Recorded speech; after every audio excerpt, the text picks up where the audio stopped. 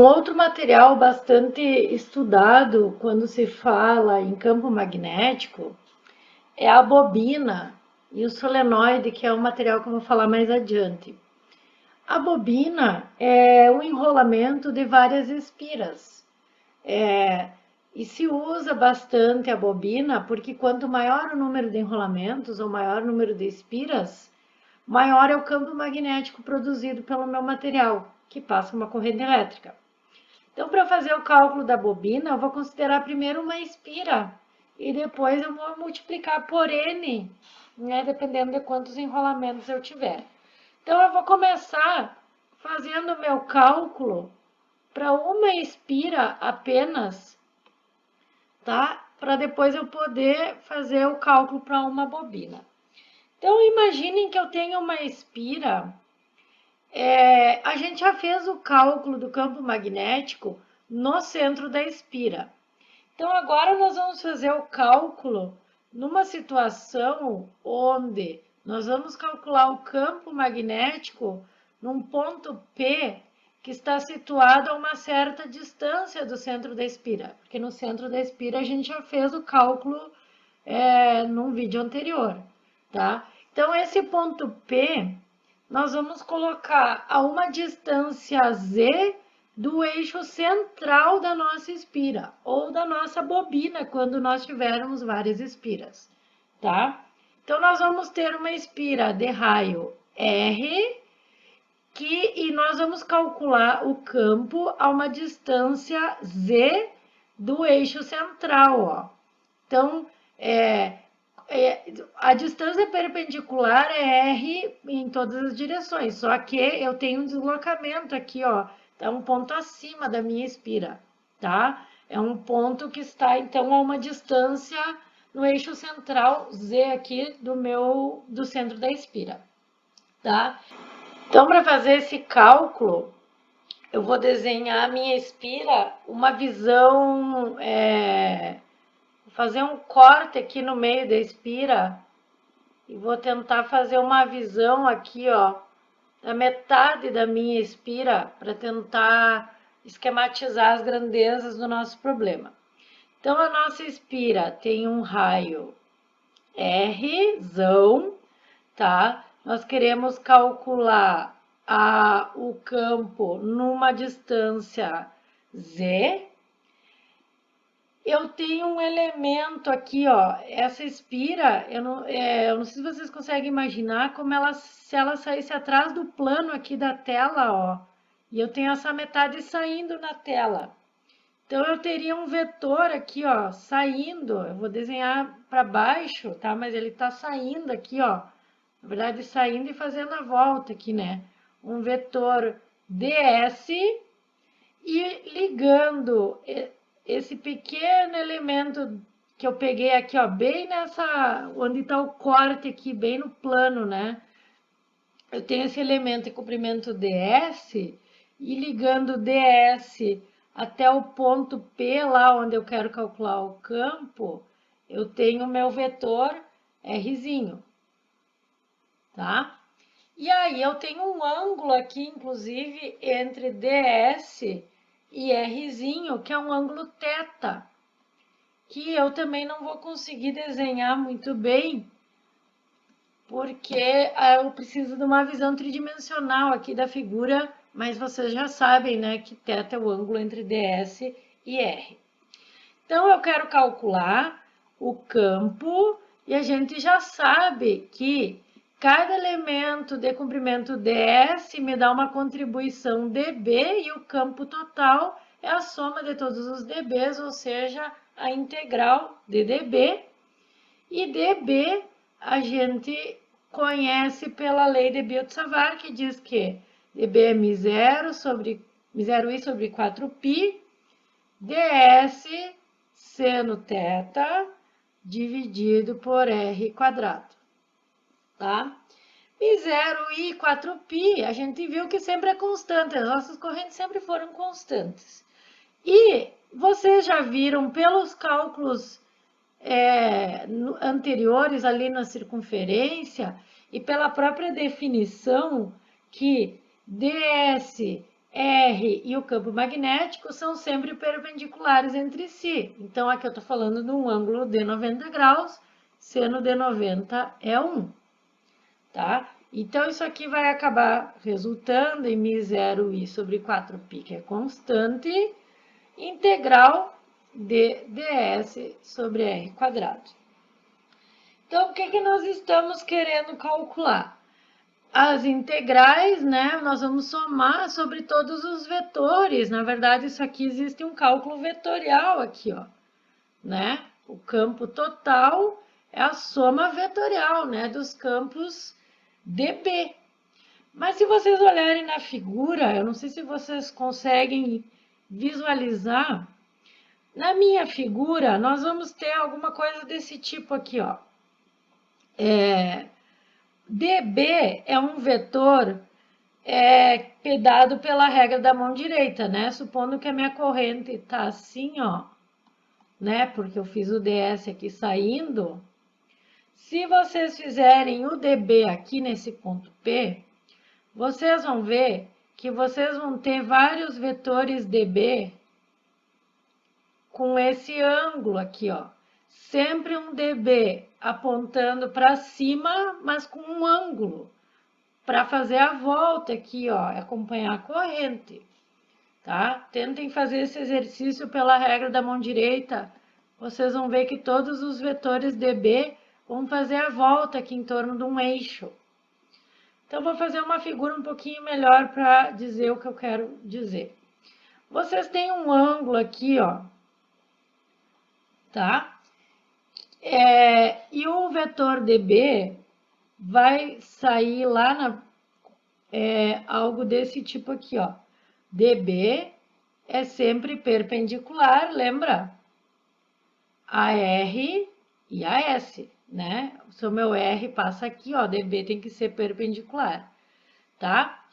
Esse dB faz um ângulo, esse mesmo ângulo θ, que é o ângulo que vai aparecer aqui, ó, ele é um ângulo que vai estar na projeção de dB aqui, ó, tá? Olha só o que acontece com as projeções de dB. Se eu fizer a soma sobre todos os dB, soma vetorial, concordam comigo que eu tenho que projetar aqui, ó. Deixa eu até colocar outra cor para vocês enxergarem melhor. Nós vamos projetar em X e em Y, né? E aí, para todos os vetores dB, nós vamos ter várias projeções aqui, ó, em X. Se eu somar todas essas projeções, ó, eu vou ter vetores que vão fazer um formato radial aqui em torno do eixo. Então, todas essas componentes aqui vão se anular. Mas, se eu fizer a soma aqui de todas as componentes y, essas componentes são sempre para cima. Então, essas componentes vão sempre se somar, tá? Então, o que acontece? Como eu só vou ter campo magnético para essas componentes aqui, ó, só me interessa as componentes verticais do campo magnético. E a componente vertical do campo magnético anda no cateto adjacente aqui, ó. E a componente que anda com o cateto adjacente é a componente que tem um cosseno, tá? Então, por isso, no campo total, nós vamos usar o campo vezes o cosseno. A componente com o seno vai dar essas componentes aqui do cateto oposto e essas componentes vão todas se anular. Então, o nosso campo, na verdade, vai ser a integral desse termo aqui, ó, μ0i sobre 4π dsr quadrado vezes o cosseno de θ, tá? Esse vai ser o nosso campo total. Nós só temos as contribuições das componentes verticais, certo? Quem que é cosseno de θ? Olha o meu triângulo aqui, ó. Eu tenho Rzinho, aqui é Z, aqui é Rzão. Então, cosseno de θ é cateto. Θ tá lá, mas lá eu não sei abrir o triângulo. Eu vou olhar aqui embaixo, porque aqui eu conheço, ó. Θ, cosseno de θ, cateto adjacente sobre a hipotenusa. Tá? Então, eu tenho aqui μ0i 4π integral de ds r quadrado Rzão vezes R. Tá? Mais uma coisa, provavelmente o problema vai dizer o raio da espira e a distância que a gente quer calcular. Rzinho sou eu que defino, uma variável minha, do meu problema. Então, não me convém usar Rzinho na minha resposta. Então, eu vou reescrever Rzinho em termos de Rzão e Z. Olhando para o triângulo, R quadrado é Z ao quadrado mais R ao quadrado. Então, Rzinho é a raiz, ou isso aqui, não, 1/2, né? Então, voltando para o nosso cálculo, vamos substituir, tá? μ0i sobre 4π. No Rzão é um valor constante, já vou colocar fora aqui da integral. E aí, dentro da minha integral, eu tenho ds, e no lugar do Rzinho, z ao quadrado mais r ao quadrado, era ao cubo, ó. Então, ao cubo, né, 1/2 ao cubo, 3/2, tá? Z é constante, R é constante. Quem varia, na verdade, vai ser esse comprimento aqui, ó. Vou começar no comprimento 0 e vou terminar quando eu fechar a circunferência, 2πr. Né? Parece uma integral difícil, é difícil de montar, mas na verdade, vou abrir melhor aqui, ó, μ0i r 4π z ao quadrado mais r ao quadrado, ó, eles podem ficar fora da integral. A nossa integral é apenas em ds, ó, de 0 até 2πr, tá? Parece difícil, mas na verdade é uma integral em ds, é uma integral simples.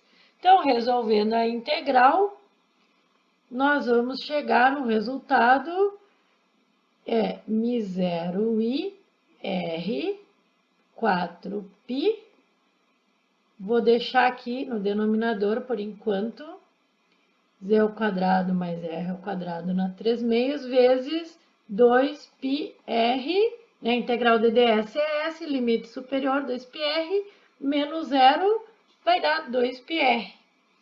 Então, dá para simplificar um pouco de coisa aqui, ó, π com π, né? O 2 e o 4 aqui vai ter um 2, aqui vai dar um r quadrado, né?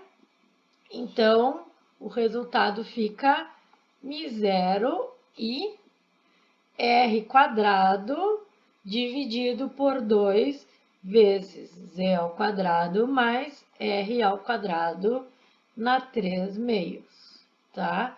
Na calculadora aqui, ó, para elevar na 3/2, tem que colocar o 3/2 entre parênteses, senão acaba elevando só ao cubo. Cuidado, tá? Então, ó, este é o cálculo para espira a uma distância z do eixo central, ó. Não é no centro da espira. Se fosse no centro da espira, o que eu esperava que acontecesse? No centro da espira, a distância em relação ao eixo central vai ser 0, né? Se eu substituir z0 aqui, ó, olha o que vai acontecer. Meu campo fica μ0i r ao quadrado dividido por 2, o z é 0, né? R ao quadrado na 3/2. Então, isso aqui é r ao cubo, né? Então, r ao quadrado dividido por r ao cubo é r. μ0i dividido por 2r, olhem no conteúdo anterior se não é o cálculo do campo no centro da espira. Então, essa fórmula é mais geral que a fórmula anterior. Essa aqui eu consigo calcular no centro da espira e a uma certa distância z do centro da espira. tá? Então, resumindo, o campo tem essa fórmula para uma espira, π0i r ao quadrado, dividido por 2r ao quadrado mais e ao quadrado na 3/2, que é essa fórmula aqui, tá? Se eu quisesse fazer no centro da espira, ou eu uso o cálculo anterior, ou eu faço z igual a zero, tá? E se eu tiver uma bobina, eu vou ter N espiras. Então, eu vou multiplicar essa fórmula por N, e aí eu tenho a fórmula da espira. Da bobina, desculpa, tá? Então, a bobina é muito utilizada porque tem um fator N multiplicando, então o campo magnético fica N vezes maior, tá? Para uma espira, lembra que eu falei que as linhas de campo tem um formato que no centro aqui é como se fosse um ímã, as linhas entram e saem como se fosse um polo norte e um polo sul. Então, para uma bobina, eu também tenho esse formato de linhas de campo, tá? Quanto mais espiras eu colocar, eu vou alongar essa parte arredondada aqui, ó. Mas eu tenho, inclusive, a definição de um momento magnético, como nós já vimos lá no conteúdo de torque. E aí eu gostaria de chamar a atenção para não confundir o μ do momento magnético com o μ aqui da constante da permeabilidade magnética, tá? São coisas diferentes. Isso aqui é um valor constante que está aparecendo em todas as fórmulas do cálculo do campo magnético, e μ nos cálculos que nós usamos lá para torque era uma grandeza vetorial, tá? Então, cuidado aí para não confundir que a letra grega é a mesma, mas o significado é diferente.